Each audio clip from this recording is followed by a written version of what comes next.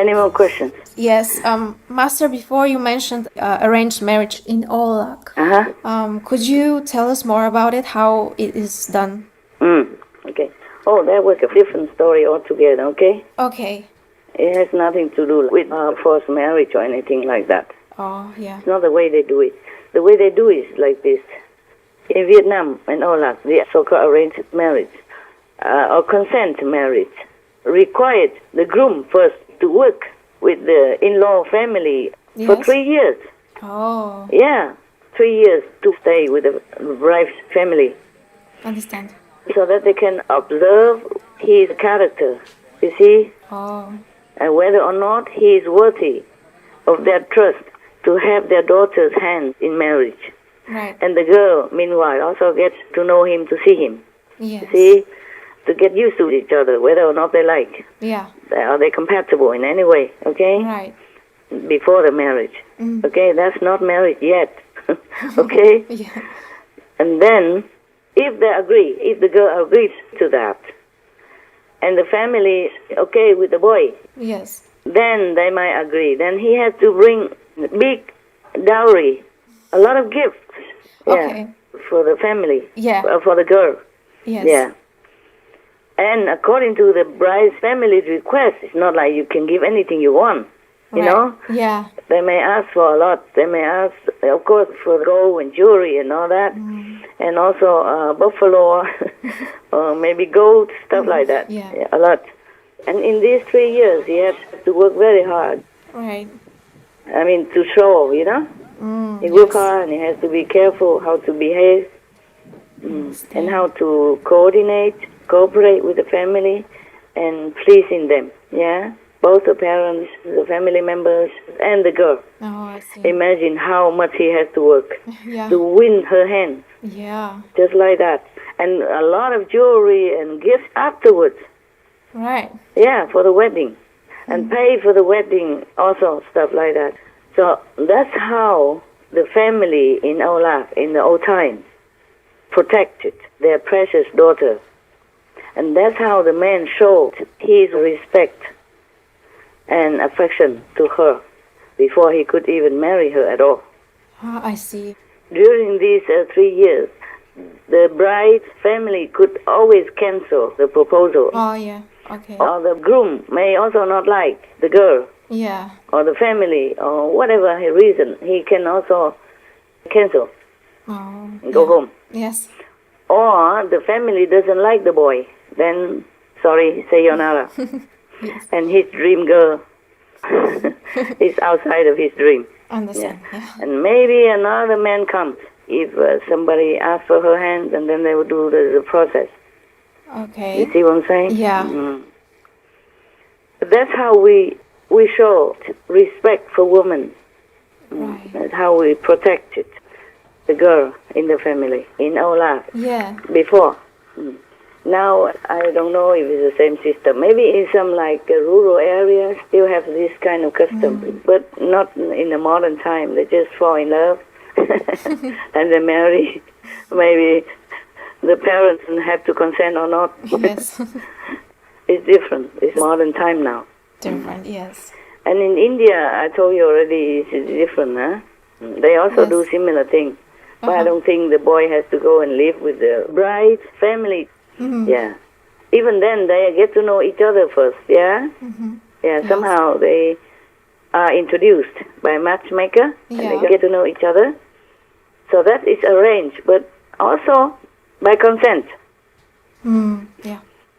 Because if the families know each other already, since they are children, then they already kind of thinking that way already, yeah? They know each other. They know both families are good, compatible. And then they just have to know her habits, her behavior, and his, etc. Then it's more or less they're done. But they have to know each other and like each other also. Yeah.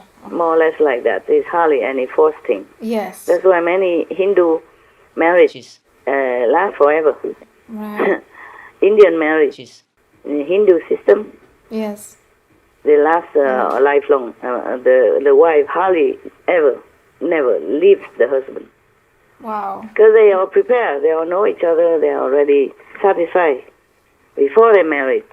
Yeah, I understand. Before their marriage, it's not like blindly to throw it anywhere and force it into sexual relationship just to satisfy soldiers or men's hormones. Yes, Master.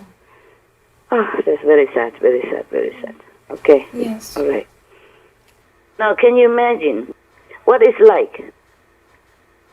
Suppose the Taliban is successful in ruling the country under this rule of theirs.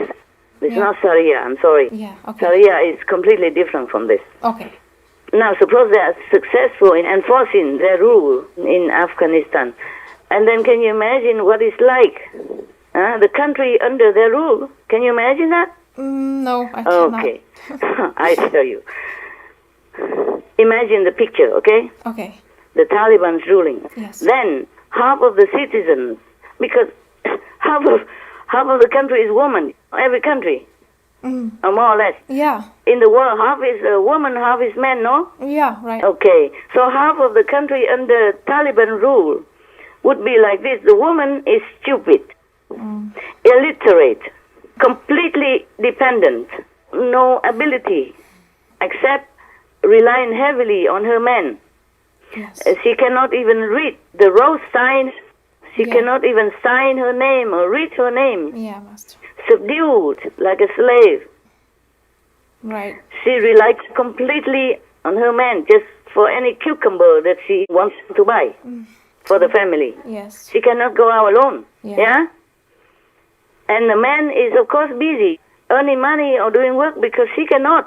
Yeah. She's not allowed to work. She doesn't have any ability. She cannot even read. All right. Yes. Completely half of the citizens are stupid, illiterate, and weak, dependent. So there is nothing that the woman can do to help her country except to dress the children, clean the pot, scrub the floor, etc. Yes. Everything she has to ask her man for money, for driving to the market, even just to buy a cucumber or anything. Yeah. And the other half of the citizens, men, are rapists, child molesters. Oh. Hmm? Right. Robbers, robbing people, property or girls or children or women. Right. And they become rapists and child molesters. So I wonder, what kind of society is that? What kind of country would the Taliban want to build? Yeah, unimaginable. Yeah. به مکتب میرفتم صنف 7 بودم 10 روز بمونده بود که امتحانا سالان نخوابدم که برم صنف 8 من عروسی که بکردم دیگه نگذاشتم هرچی که من گفتم میرم به مکتب میرم امی خسول ما خوشی ما همگی گفتن که اگه تو بری به مکتب ما کارا مارکی میکنم موتور بخریدیم و نمقدارمو هم که گفتم میرم مکتب و شومه و خوشومه و همه مرمه زدم همین تا مشت و لغت و هردم مرمه زدم و دو میدادم فاش میگفتم مکتب خو همه می دوران طفولیت خورم از حالا چی میخوایی؟ من مکتب خوش دیدم که حالا بدبختی دیگه است که دخترها رو مثلا میگه که مکتب نخوان فقط همین مدرسه بس است و مدرسه درست است رای شریعت یاد میته قرآن یاد میته تعلیم الاسلام یاد میته در کنار اینا بعضی مسائل دیگه است که فکر اینا رو کور نگه میداره بی سواد نگه میداره. And I wonder also what kind of decent international global community would want to shake hands with them, cooperate with them, or do business with them, or even look at them. Exactly. How do you deal with the rapists and child molester men and dumb women? Huh? Yeah. Half of the country is dummy, half of the country is violent, Right. even to their own family. Yeah. Because if a girl doesn't marry to the chosen man any time, any age, or any look, she might fall in love with somebody else and refuse that man, then the father will kill the girl, like honor killing, you know that. Yeah. Many thousands of them are killed every year. Just terrible. فرار کردم 3.5 سال فرار بودم بعد 3.5 سال پدرم مرا گرفت 3.5 سال بعد باز مرا بندی کرد پدرم محکمه اول 2 سال قیدم مرا من محکمه 2-6 سال کرد.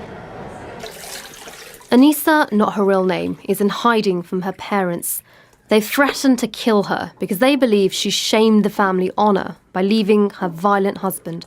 Aya Baradea was buried in May last year. She died after being thrown down this well by her uncle. The uncle told police he'd killed her to protect the family honour, saying she had engaged in improper sexual relations, although they found no evidence to back up those claims. جلب گرفته 6 ماه پیش در خانهش رفتم اونا کلی کی سر ما حمله کردن لط گفت کردن کی کودک زد؟ پدرم برادرم زن برادرمشون بچه کاکا پدرم به یک شرط مرا قبول داره میگه ده یک شرط تو را قبول دارم بچه تا بکش بیا در خانه من. In the spring of 2012, 5 women from a remote village in Kohistan were allegedly killed by their own family. Their crime? Appearing in a grainy cell phone video that showed them clapping and singing with 2 young brothers. Honor killing like that, innocently, just like that. You're even forbidden to love, which is natural within humans. You see what I'm saying? Yes, Master. It's against God. Yeah. Even God did not forbid Adam and Eve to fall in love. Yes. Has made them. Do you understand now? Yes, Master.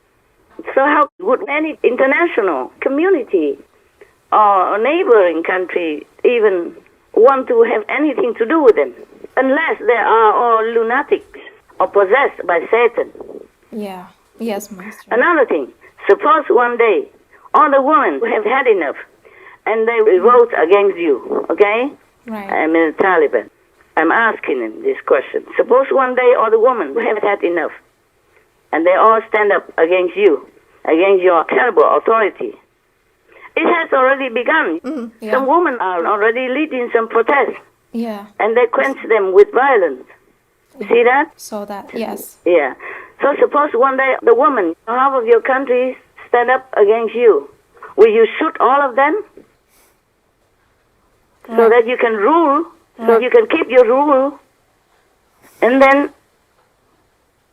they might be defeated because they don't have enough weapons like you do. They don't have strength like men do. Yeah? Yes. Yes. So half of the citizens will die. Yeah. Women and teenagers and all that. Right. Will that be also according to Sharia? No, that you have to answer yourself. And also, there will be no more women left. Yes. There will be only toddlers and babies, girls. Will you also molest them for your need? Because there will be no more women left. This you have to answer yourself. I have no more words against this kind of so-called rule. This beyond human imagination. Yeah. And beyond humans' imagination. Yes. Would you molest babies and toddlers when there are no more women left, when you shoot them all? After all, the girls are just objects to you anyway. They're worth nothing to you, to your rule. According to your rule, women are nothing. You can just take them anytime you want, send them anywhere to anybody like an object anyway.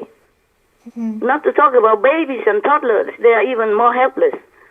Yeah. Well, answer all that to God. Whew, I'm getting so heated up because I feel terrible. Do you understand what I'm saying? Yes, Master. I feel so terrible. I could not even cry now. I'm full of anger and sorrow. I'm shaking. I'm trembling here, even though you don't see it. Master. Let me take a breath. Okay, Master. For a moment. What did you want to say? No. I'm okay. I just said it's just not humane and beyond everything that we know is human. Yes, beyond all cruelty, beyond all evil. That's the word I would say. Beyond all devils, Satan, madness, evil, hellish. I don't know any more words suitable. Yes. I don't think any of the international community, I already saw some in the news that I don't want to recognize them. Yeah. So, okay, they're left alone. See how they face the whole international elite community. And how would they answer to God? yeah, their time of departure. Oh, there's no need to ask that question because they will go straight to hell. They won't have a chance to even answer to God. They won't even have a chance for a trial for the final judgment. You understand what I'm saying? Yeah. They go straight to hell. This type, they're worse than devils. If it's true all that, then they're devils incarnate. Even the devils, they only get the guilty one, the bad one, to bring them to hell. They don't harass the innocent, the harmless, the guiltless. You got that? Yes, right. So this is beyond evil. I'm not sorry saying anything like this. I can repeat 10,000 more times.